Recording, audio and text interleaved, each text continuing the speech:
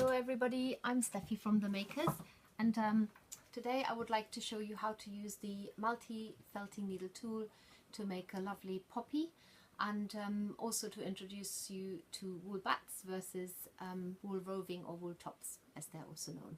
So first of all, you may have heard of us. We have written Making Needle Felted Animals, and we, that is myself, Steffi, and Sophie, which is why The Makers is spelled with double S at the end. Do pop onto our website and have a little look what else we do there.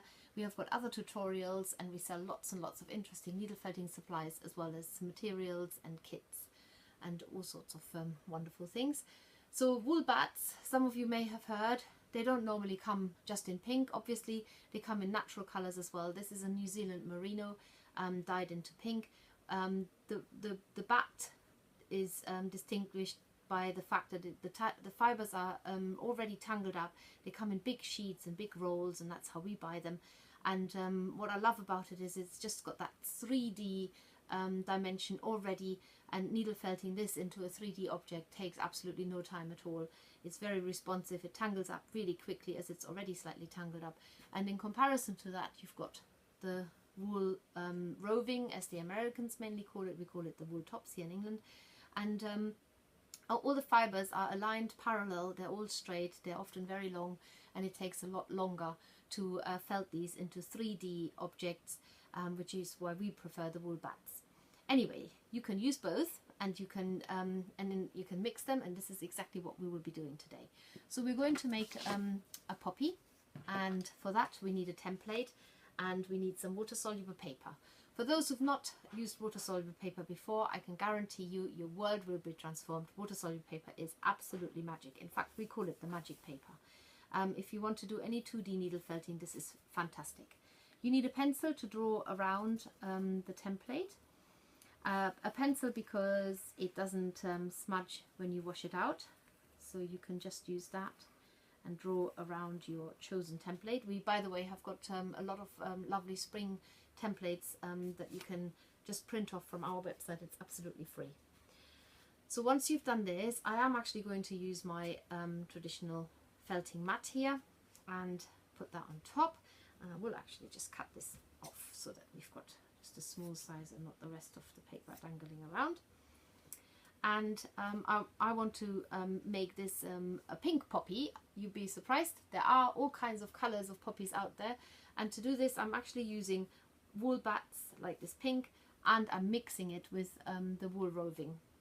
So all I'm going to do is take a little batch of both, and I'm going to mix this by laying it on top of each other and tearing it apart with my thumbs and index fingers to mix the color in. Now if you keep going, it will become almost a very equal smooth new color.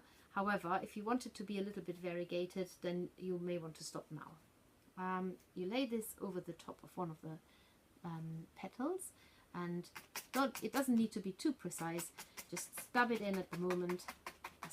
Try and stay within the black line, and then you can, even if the wool shoots over it, you can use your needle and fold it in, and then make it fit inside that black line. So what we're doing is we're just roughly attaching this. We're not going too hard on it. We're just making sure that it stays on there and that the fibers have been pushed out at the other side, which you can see here. And we need to, of course, lift this regularly off our mat, like with all the needle felting, so that it doesn't get permanently attached to it. Take the next bit and repeat this on petal number 2. And just fasten it on there like that. Make sure you stay within the black line, but don't worry if the wool is outside until you adjust it with your needle, fold the edge over and just felt it in so that it's now inside the line. Quite easy. And I think I need to mix another little bit of these two wools together. Do this right away. So all I do is I'm just going to mix these up like that, lay it over the top, felt it down with a needle, and then make sure I go around the edges so that the wool is inside the edges. If you haven't put enough on, there's nothing wrong. You can always add a little bit more. I often say in needle felting that less is more. So it's always better to have a little bit too little than too much, because you can easier add things on than taking things off. So that's that seems to work for me. So number 4, a little bit more wool. Try and mix that together. And mixing wool, we do have a tutorial of how to mix wool, but if you haven't seen this, it does work exactly the same as with the paint palettes. So if you're mixing red and yellow, you should end up with orange. If you're mixing blue and yellow, you should end up with green, and so on. So there is petal number 4. And I think with this one I do need to put a little bit more on. I've slightly short changed it there. Put that over the edge and add that on there. Now you will notice that this is not needle felted down very neatly, and it's not needle felted down very much, but I want to do this in a minute with the 7 needle felting tool to show you what the use for that is. So this is another good opportunity to now just check that it's filled in enough. If you hold it up against the light and there are some really light patches, then just add a little bit of wool afterwards, and make sure that the wool is covering the whole of the inside of this poppy motif. There we are. And so that is enough for now. So now I'm going to use the multi-needle tool. So you need a brush. This is a small brush. We do sell them online as well. And you need to put your water-soluble paper with your felted poppy on top. And then you've got this tool that has got a shield. If you turn this, it will either lock or unlock. And at the moment it's unlocked, which means that the shield will retract. If you put it onto lock, then the shield will stay up, and that makes the tool safe.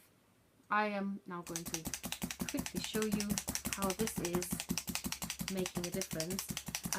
Don't use this on your sponge mat. It will just bounce up and down, and eventually your needles will break. It really does work best on this brush mat, unfortunately, as it is an extra expense, but these brush mats, they do last forever and ever.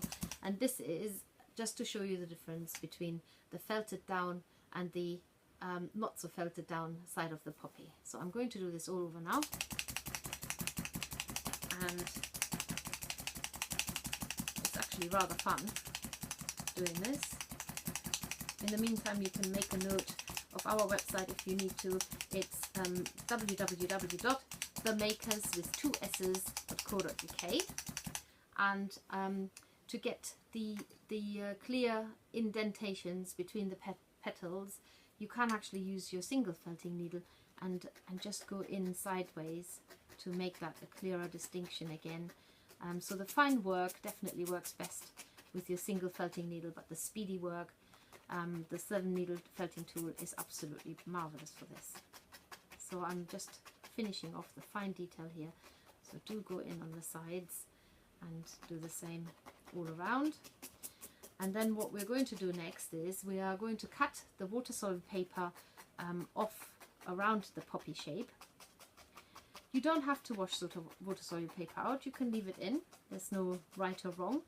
If you do wash it out, you have an extra advantage in that you can shape the object if you leave a little bit of the residue of the water-soluble paper in, because it's quite sticky.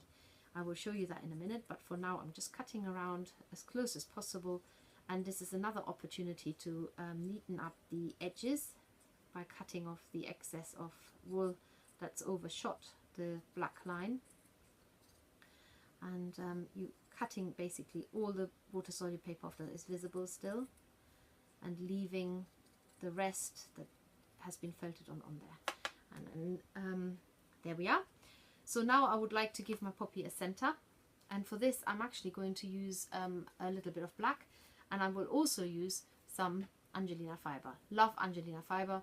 It's great. You add it into wool, it doesn't felt on its own, so you do have to add it into something, but it just lifts anything, and it has that slight little sparkle, and it brings out the magpie in me anyway. So I roll this roughly into a ball, plonk it into the center there, and then I'm just going to go round the edges because I do want to keep it in a slight sort of semi-ball on there. So I don't want to needle felt it flat altogether. I do want it to protrude, and that's why I'm fastening it around the edges first. Here we are. And then I'll give it a few stabs over the top just so that it's all felted down. And do remember to take it off your mat, otherwise you end up with it stuck on it. And that's not what we want. So there we are.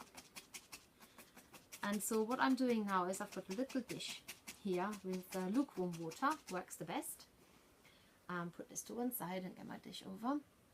And instead of just rinsing it entirely, I'm actually just dipping in the outside edges and giving it a bit of a squeeze so the water can soak into the rest of the poppy. And as you're doing this, it does actually feel a bit gluey and sticky, and that's great. That's exactly what we want, because now you've got the chance to shape these leaves in the way you want them to be shaped, and give it a good squeeze to make sure you've got all the water out, so you don't need to wait too long for it to dry. And then you could either put it in an egg cup to dry in the way that you want it, in the shape that you want it to dry, or you can just sit it down. It should hold its own shape. I can actually feel the stickiness in my fingers there, and that poppy will now dry and it will become quite solid, and it will hold its own shape and be a lovely decoration, maybe a little brooch. Or maybe you're participating in the curtain of Poppies with the Wonder Wool Wales initiative, where they're trying to have over 800,000 poppies knitted, crocheted or needle felted or in any way. And we do sell a lovely poppy pack online where we actually donate £1 to this good cause. So I hope that you will join us at any of the other programs and tutorials that we're doing. We feature once a month on a craft TV channel called hochanda.com, so I may see you there for more needle felting tips and demonstrations. And do remember, we have got a book, lots of needle felting supplies and packs, and we do regularly write blogs about needle felting, and we have video tutorials. Thank you so much for watching this, and I'll see you soon. Bye!